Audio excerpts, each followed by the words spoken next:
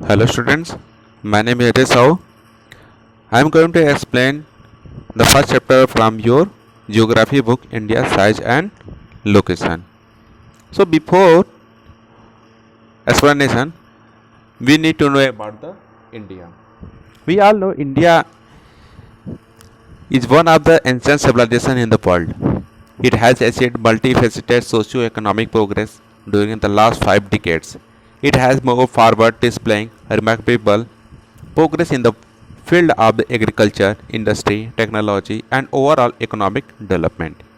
India has also contributed significantly to the making of world history.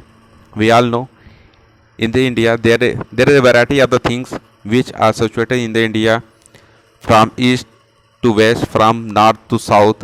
We will see a lot of difference in the India. Geographical condition is also very differ from east to west and north to south. आपको भारत में सारी चीज़ें मिल जाएंगी.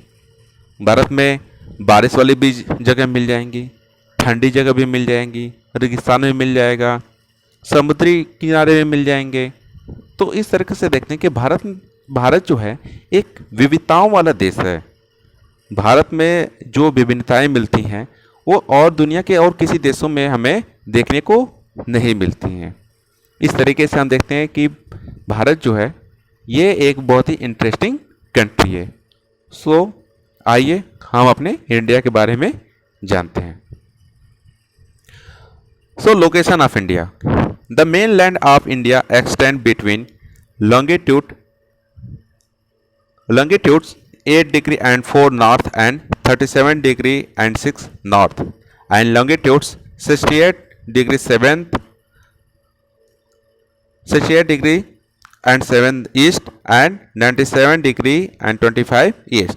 The Tropic of Cancer 23 degree and 30 north pass almost through the middle of the country. यानी कि जो tropic of cancer है जिसे हिंदी में कर्क रेखा कहते हैं, यह भारत को दो भागों में डिवाइड करती है, north India and south India. And apart from the mainland the Andaman Nicobar island, जो कि कहाँ पर है, इंडियन ओशन में. अंडमान निकोबार आइलैंड कहाँ सिचुएटेड है, is situated in the Indian Ocean. And the Lakshadweep which is situated in the Arabian Sea are also parts of India. India is such a very vast country. Bharat जो है world में 7वें number पे आता है. India is the 7th largest country in the world. तो you can imagine in the India there are a lot of variety in the India. Okay, India size.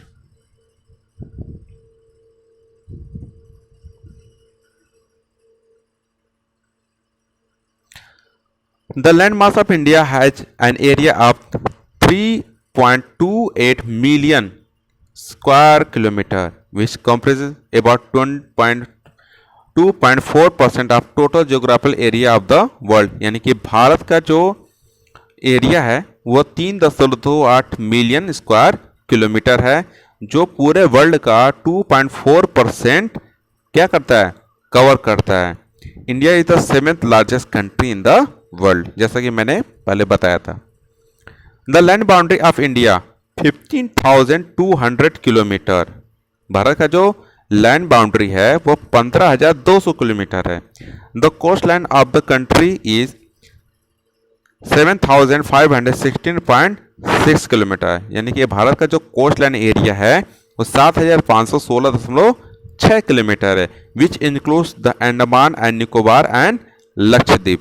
यानी कि भारत का जो कोस्ट लाइन एरिया में कौन कौन से जगह और ऐड हो जाते हैं, अंडमान निकोबार और लक्षद्वीप को इंक्लूड करते हैं, तो भारत का जो कोस्ट लाइन एरिया है वो कितना हो जाएगा, 7,516.6 kilometre. The latitudinal and longitudinal extent of India is about 30 degree. The time along the standard meridian is taken as the Indian standard time. The standard meridian of India passes through Mirzapur in Uttar Pradesh, which is located at 82 degree and 30 east. The time lag between Arunachal Pradesh in the east. Arunachal Pradesh जो है वो India के east में situated है, and Gujarat you all know in the वो कहाँ पर है, वेस्ट में, इज अबाउट 2 आवर्स। यानी कि हम देखते हैं कि अरुणाचल प्रदेश और गुजरात के टाइम में कितना है, 2 घंटे का अंतर हमें देखने को मिल रहा है। Which one move from south to north, the latitudinal extent influence the duration of day and night. यानी कि डे एंड नाइट में टाइम, डे एंड नाइट का ड्यूरेशन कितना है, वहाँ पे 2 घंटे को हमें मिलता है। अच्छा, स्टैंडर्ड मेरिडियन आप समझते हैं? स्टैंडर्ड मेरिडियन का मतलब ये होता है कि एक स्पेसिफिक टाइम जोन होता है किसी एक जगह का, मतलब उसे हम स्पेसिफिक टाइम जो मानते हैं। जैसे इंडिया का टाइम जोन क्या है, 5:30 GMT है।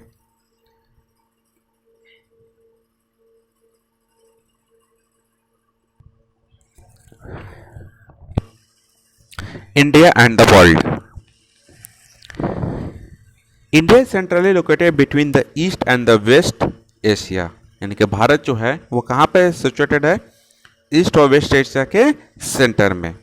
India is strategically located at centre of the trans Indian Ocean routes which connect the European countries in the west and the countries in the east Asia. यानी कि भारत क्या करता है, ये यूरोपियन कंट्रीज को और ईस्ट एशिया में जो कंट्रीज हैं, जो इस एरिया के जो जितने भी कंट्रीज हैं वो उनको जोड़ने का काम करता है। Thus India could establish close connect with west Asia, Africa and Europe from western coast. Moreover it could establish close connect with south east and east Asia from eastern coast.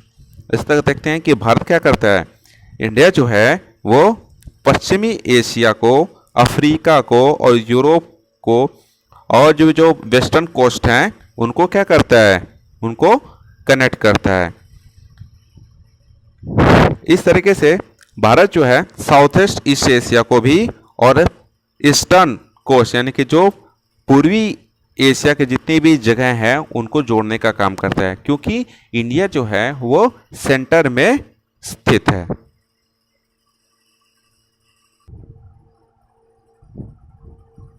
ये देखिए India किस तरीके से वो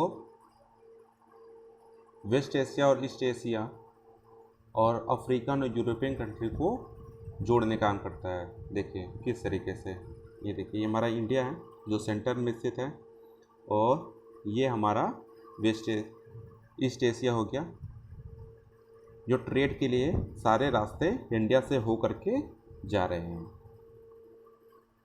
और हम देखते हैं कि इंडिया जो है बहुत ही इम्पॉर्टेंट प्लेस है जिसके द्वारा ये ट्रेड के लिए एक अच्छा जगह माना जाता है, क्योंकि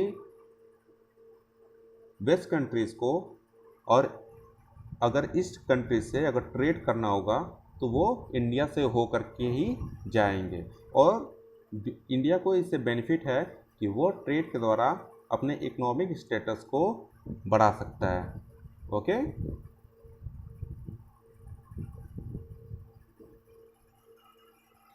अब हम आते हैं